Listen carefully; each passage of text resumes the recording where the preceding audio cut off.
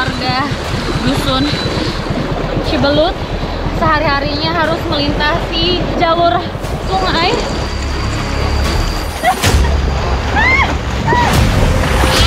Kambingnya.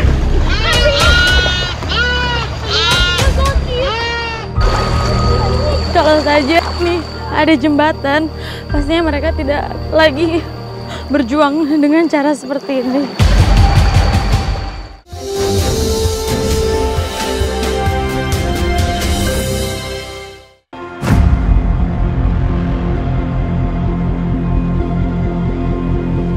Perjalanan Indonesiaku kali ini menuju Kabupaten Sukabumi, Jawa Barat, tepatnya di Dusun Cibelut, Desa Nangkela. Sayangnya, desa seluas kurang lebih 2.852 hektar ini digolongkan sebagai desa berkembang dalam Indeks Desa Membangun, terutama di kategori ketahanan sosial, ekonomi, dan lingkungan. Sayangnya, tak adanya pemerataan pembangunan, warga Dusun Cibelut hidup jauh dari kata makmur. Sepanjang 10 km jalan menuju Dusun Cibelut masih berupa jalan bebatuan. Menurut informasi warga, awal tahun 2010 status jalan ini merupakan jalan kabupaten. Namun tahun 2014 berubah status kembali menjadi jalan desa. Padahal jalan ini merupakan jalan penghubung antara Desa Nangkela dengan Desa Bangbayang. Kondisi seperti inilah yang benar-benar mereka rasakan setiap hari. Bisa di Pak, jangan kok Pak.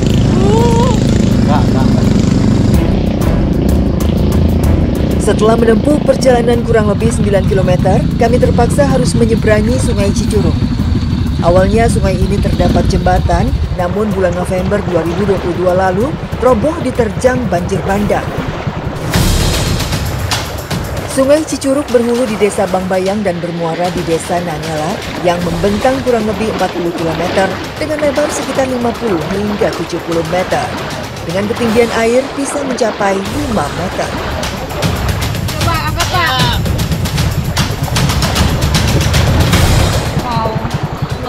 Penderitaan, menurut saya ini penderitaan warga dusun Cibelut sehari-harinya harus melintasi jalur sungai untuk dapat menyeberang. Jika ada jembatan mungkin pastinya akan mempermudah warga di sini untuk tidak lagi melintasi aliran sungai ini dengan cara motornya digotong seperti ini. Menurut informasi warga, pernah terjadi kecelakaan, orang terseret arus air yang kuat hingga meninggal dunia. Saya harus kembali lagi untuk membantu bapak-bapak yang lainnya untuk menyeberangi sungai Cicurug ini. Meskipun dangkal, tapi arusnya deras. Sebenarnya, pemerintah telah membangun jembatan di Sungai Cicurug ini sebanyak 3 kali. Sayangnya, roboh diterjang banjir bandang. Dan tahun 2021 dibangun kembali oleh komunitas sosial. Namun setelah 6 bulan digunakan, lagi-lagi roboh diterjang banjir. Akibatnya, warga harus terus berjuang dengan mempertaruhkan nyawa untuk keluar masuk dusun mereka. Di sela-sela pekerjaan mengangkat kayu untuk dikirim keluar dusun mereka, para pekerja dengan sukarela membantu warga yang lain saat membawa motor dengan cara diangkat agar motor tidak rusak karena terendam air. Nah, kayak tadi Akang bantuin kami untuk gotong motor itu, ada upahnya atau enggak sih? Kadang-kadang yang nggak ada, cukup terima kasih aja ya. Kalau nggak dibantuin kan kita kasihan, orang membutuhkan. Nah, biasa kalau diupah kayak tadi ada yang ucapan terima kasih aja, terus ada yang kasih itu nominalnya berapa sih Kang? Kadang-kadang ada yang kasih sebesar 20.000, ada yang 10.000, gimana yang ngasih aja lah gitu. Setelah menempuh jarak sekitar 10 km, kami tiba di lokasi tempat kami akan tinggal.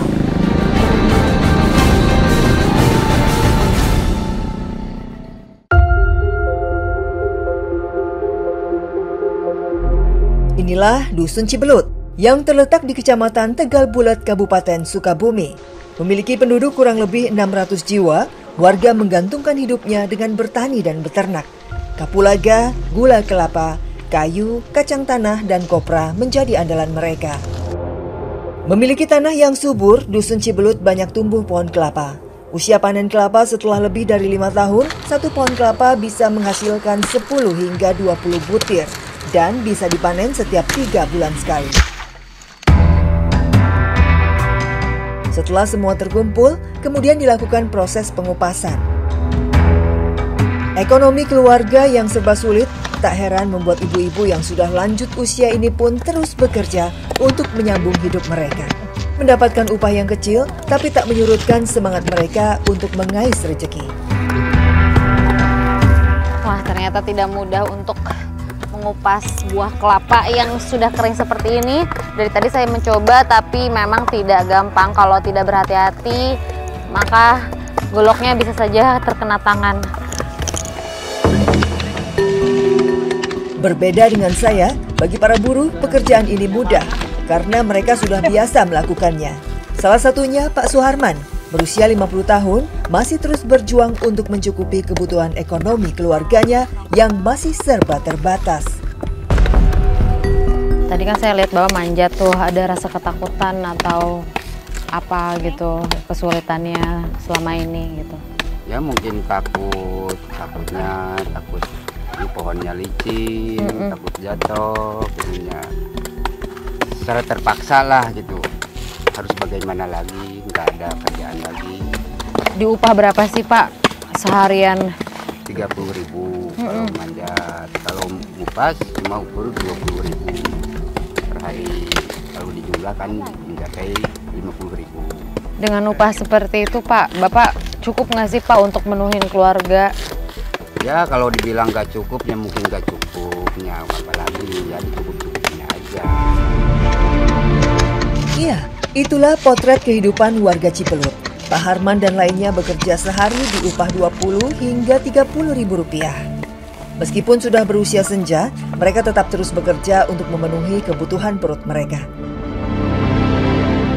Setelah semua terkupas, saatnya dibawa pulang untuk proses selanjutnya.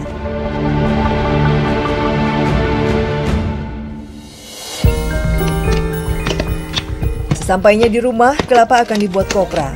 Namun sebelumnya, kelapa dibelah menjadi 2 untuk mengeluarkan air kelapanya.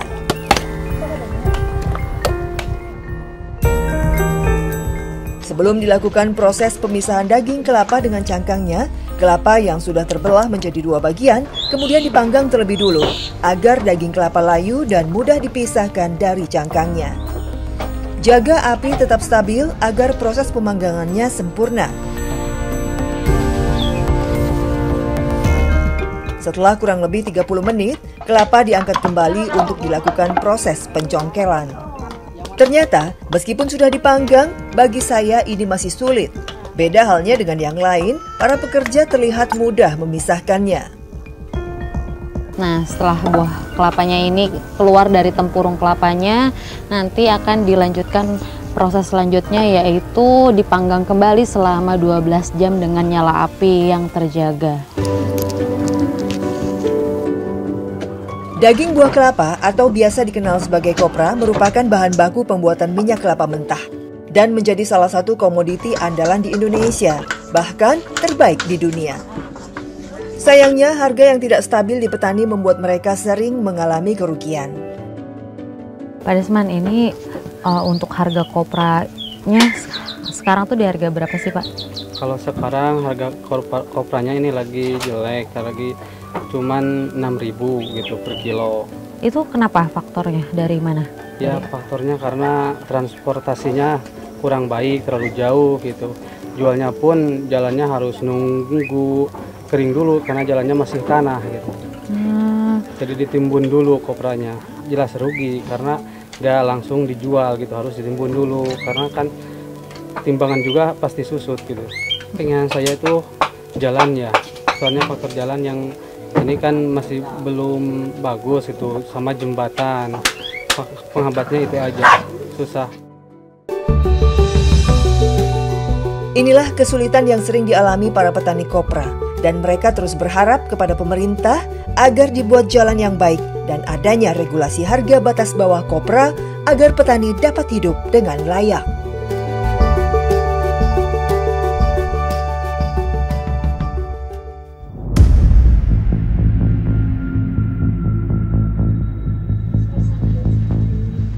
Bertempat tinggal di pelosok desa, warga Dusun Cibelut berharap memperoleh hak yang sama. Apalagi selama ini mereka hidup serba terbatas, termasuk ketika jatuh sakit. Fasilitas kesehatan di Pustu yang tidak memadai membuat pasien dengan keluhan berat harus dilarikan ke puskesmas sejauh sekitar 24 km di kota kecamatan Tegal Bulan. Tidak adanya fasilitas kesehatan ataupun petugas medis di Dusun Cibelut ini mengakibatkan jika ada yang sakit seperti ini, seperti Ibu Dasi, lambungnya sedang kambuh, maka ketika ada yang sakit seperti ini harus dibawa segera ke rumah sakit ataupun puskesmas, dan itu jaraknya hampir 15 km dari Dusun Cibelut. Nah, sekarang kami akan segera membawa Bu Dasi ke puskesmas dengan cara ditandu. Jauh dari jalan utama, pasien terpaksa harus ditandu dengan melewati jalan yang sempit dan terjal.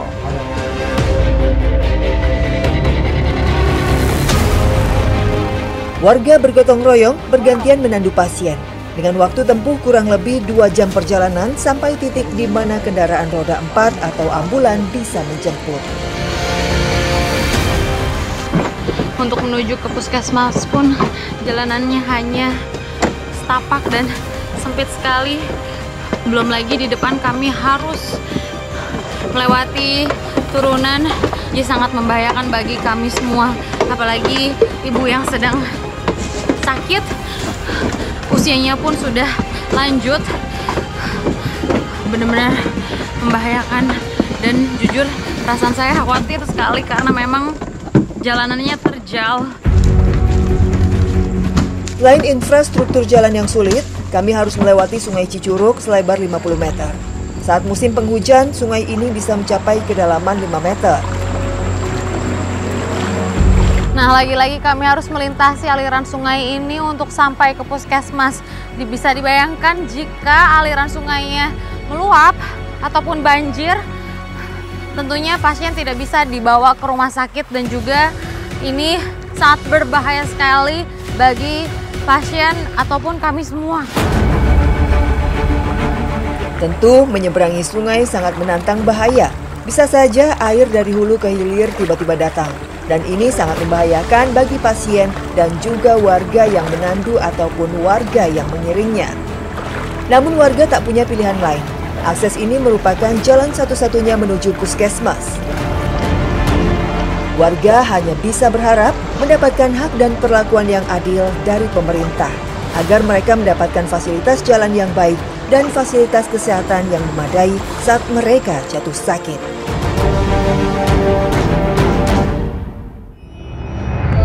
Kondisi anak sekolah di sini menyeberangi sungai untuk sampai ke sekolah menggunakan sendal, baju basah.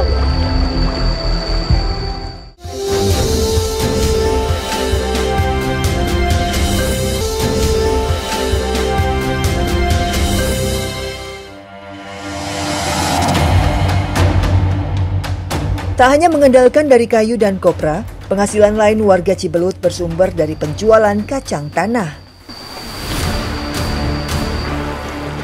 Rata-rata berusia lanjut, para ibu buruh serabutan ini tetap bersemangat bekerja untuk menambah pundi-pundi keuangan mereka. Jujur perasaan saya sedih karena memang melihat para buruh lansia ini berjuang demi untuk mencari nafkah, tidak melihat kondisi seperti apapun. Ini kami melintasi aliran sungainya deras sekali.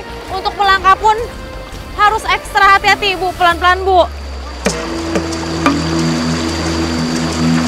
Tak hanya melewati sungai, lokasi kebun yang terletak di perbukitan membuat kami harus tetap berjalan dengan teguh agar tidak terpeleset.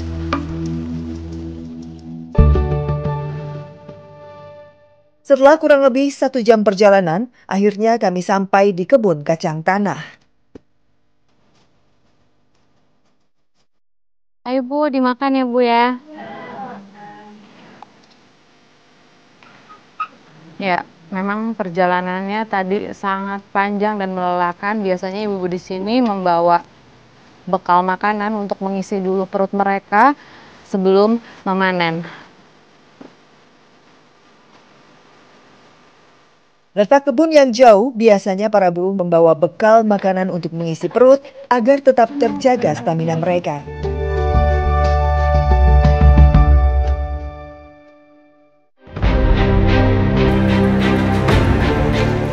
Dan inilah lahan milik perhutani yang dikelola Teh Heni. Lahan seluas 1/4 hektar ini digarap dengan sistem imbal balik menanam pohon jati di sela-sela pertanian mereka. Nah, untuk memanennya pun menariknya ada tekniknya. Kalau misalnya tidak terbiasa, kacang tanahnya pasti akan tertinggal di bawah tanah. Nah, ini kondisinya sedang musim hujan, jadinya tanahnya gembur. Kalau misalnya lagi musim kemarau akan sangat menyulitkan para buruh untuk memanennya. Usia kacang tanah bisa dipanen kurang lebih 3 bulan. Saat panen tiba, Heni bisa memperoleh hingga 6 kuintal kacang tanah. Namun sayang, panen saat ini hanya 3 kuintal saja. Monyet dan babi hutan sering menyerang lahan mereka. Sehingga saat usia cukup untuk dipanen, petani harus menjaga agar tanaman mereka tidak rusak. Di salah satu tempat inilah Ibu Sukma dan pekerja lainnya menggantungkan hidup untuk keluarganya. Kesulitannya ya, kita kan nggak panen tiap hari ya nih ya. Panennya paling setahun 2 kali. Kesulitannya kekurangan ekonomi aja. Kita kan jarang pas pendapatan kita gitu. Terus yang kita dapat juga nggak seberapa tiap harinya, kan paling cuma 20-30 ribu. Itu juga tergantung luas yang kita tanam, yang dipanen kita. Kalau yang sedikit kan paling 15 ribu itu. Upahnya bagaimana, Bu? Kalau misalnya lagi nggak dapat penghasilan, sedih nggak sih, Bu? Ya sedih sih pasti, Neng. Ya pasti sedih kan. Kalau kebutuhan kita kan tiap hari terus berjalan ya, tidak bisa ditunda-tunda. Kalau 15.000 sehari tapi tidak menentu. Nah, upah Ibu gimana untuk penghasilan per bulannya? Dapatnya berapa? Per bulan itu paling ya sekitar 200 ribu. Paling terbanyak 200 ribu. Terus perusahaan Ibu gimana? Ya gimana lagi, emang harus dijalanin seperti itu ya.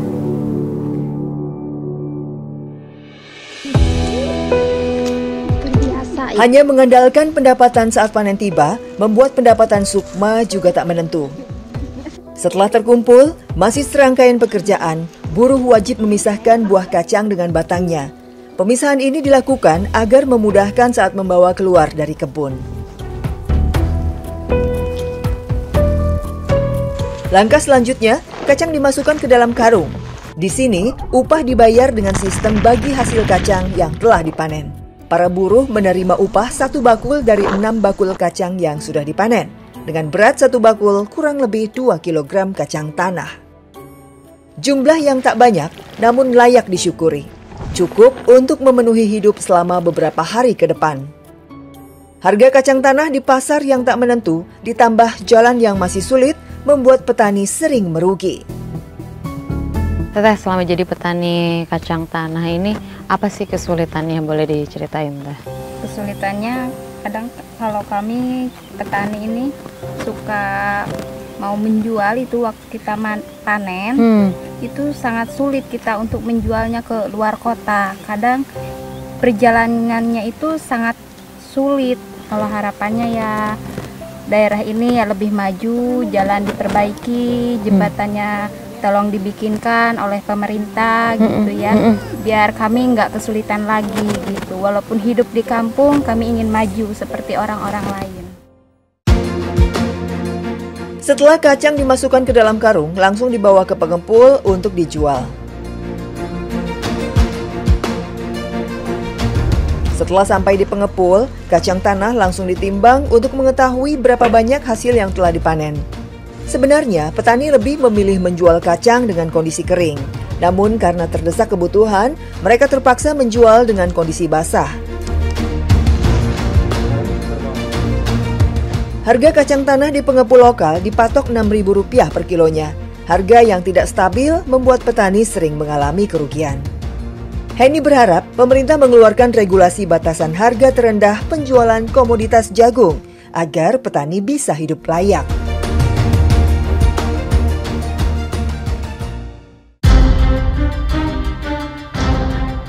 Berdasarkan data dari Kemendagri melalui Direktorat Jenderal Dukcapil, jumlah penduduk Indonesia mencapai kurang lebih 274 juta jiwa. Kurang lebih 70% diantaranya merupakan usia produktif dan didominasi generasi Z berusia 8-23 tahun.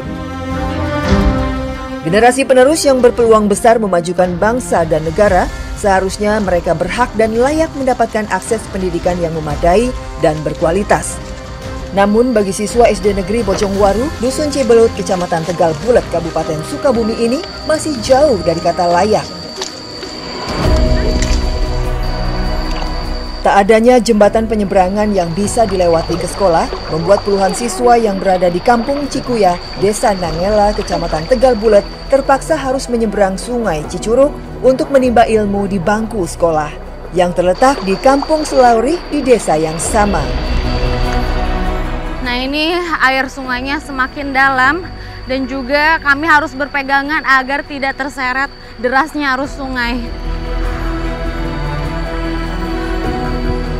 Ya Allah. Saya melihat kondisi anak sekolah di sini menyeberangi sungai untuk sampai ke sekolah. Menggunakan sendal, baju basah.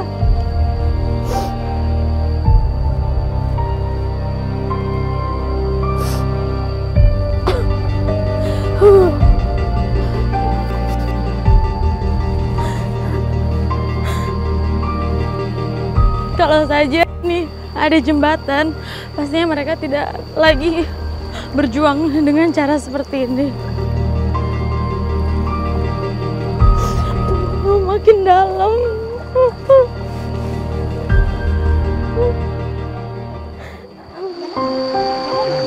Tentu, langkah yang mereka ambil penuh resiko. Terlebih saat musim hujan, air sungai mulai berarus dan sewaktu-waktu bisa meluap. Tak jarang saat mereka merasa tak mampu melewati sungai, puluhan siswa ini harus merelakan tertinggal pelajaran karena tidak masuk sekolah. Rini, perasaannya kayak gimana Rini? Setiap hari ke sekolah harus seberangin sungai seperti itu, terus jalan kaki lagi. Capek teh. Boleh ceritain nggak? Takut teh, takut ke bawah arus. Kalau airnya deras kita gak bisa sekolah teh karena gak ada jembatan. Terus kalau kita ke sekolah kan suka capek. Kita gak suka bawa sepatu karena airnya deras. Jalan lecet, jadi kita pakai sendal. Kenapa sih masih punya semangat buat pergi ke sekolah dengan akses jalan yang benar-benar gak?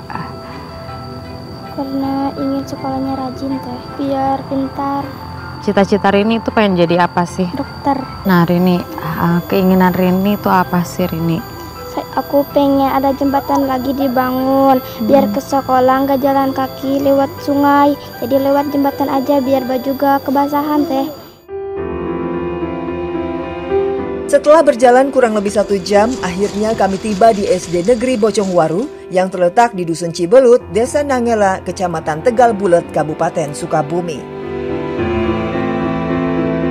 Sungguh prihatin, para siswa harus belajar jadi satu di teras sekolah akibat bangunan sekolah mereka rusak. Sedihnya lagi, mereka harus belajar di luar ruangan karena memang ruangan sekolah mereka hampir ambruk, ditambah lagi dengan kondisi baju mereka yang basah, bagaimana mereka bisa fokus untuk menerima pembelajaran ilmu yang diberikan oleh guru.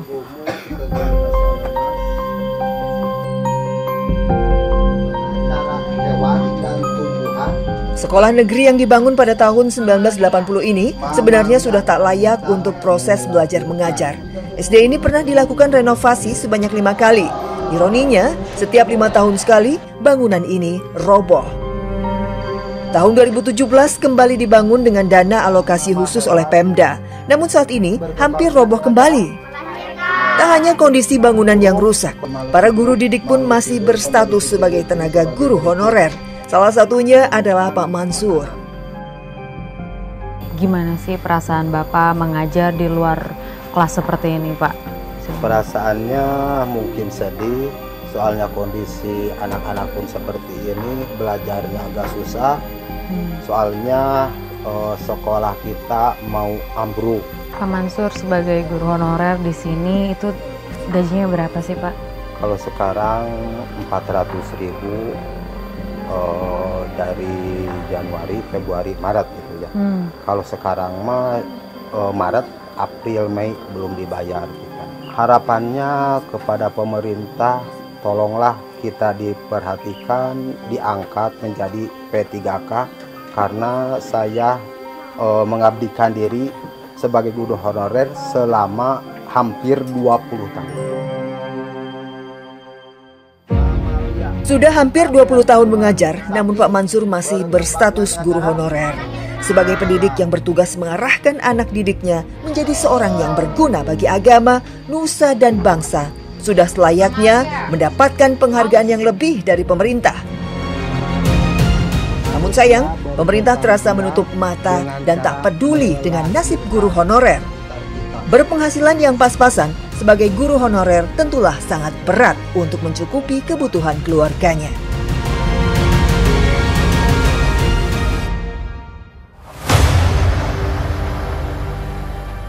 Kondisi ekonomi yang sulit membuat Pak Mansur harus terus memutar otak untuk menambah penghasilannya. Salah satunya dengan memelihara domba. Saat kondisi terjepit, ia harus rela menjual dombanya untuk memenuhi kebutuhan sehari-hari. Ternyata yang dijual adalah anaknya karena domba yang dewasa akan dijadikan indukan. Akses jalan yang rumit membuat harga domba lebih murah dengan harga di bawah rata-rata pasaran. Kami harus melintasi aliran sungai sampai ke bandarnya.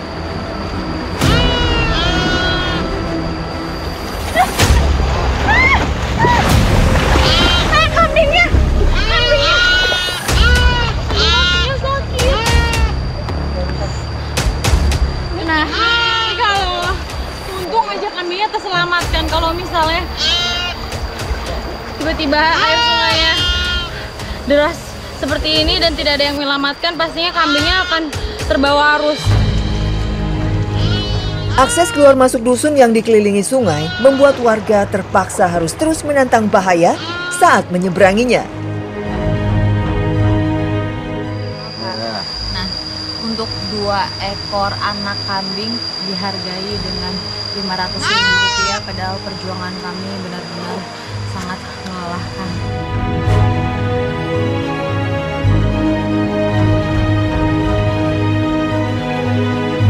Saya berharap untuk pemerintah yang di atas memperhatikan jalan yang ada di desa-desa, Pak. Di desa punya anggaran, DD, ya, tapi tidak terjangkau. Karena apa? Karena jalannya terlalu panjang, termasuk jembatan juga. Saya memohon, di situ ada jembatan putus menyambungkan desa Nangela sama desa Bangbayang. Satu kedusunan tersebut tidak bisa lewat kalau musim hujan atau musim banjir. Semoga lah memikirkan di desa-desa, terutama di dalam-dalam gitu.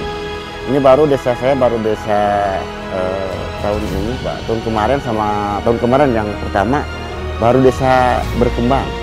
Awalnya desa tertinggal total.